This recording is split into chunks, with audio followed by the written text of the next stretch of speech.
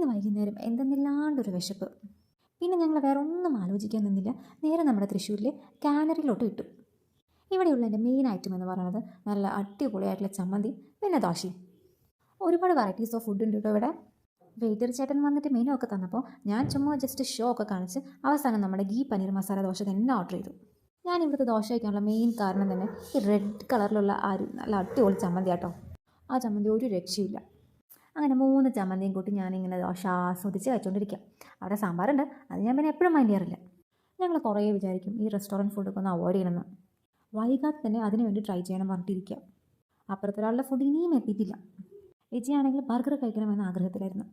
ഒരു വമ്പൻ സാധനം. ഞാൻ ആ ഭാഗത്തോട്ട് പോയേയില്ല. ഞാൻ എൻ്റെ ദോശയും ചമ്മന്തിയും കൂട്ടി എൻജോയ് ചെയ്ത് കഴിച്ചുകൊണ്ടിരിക്കുകയായിരുന്നു.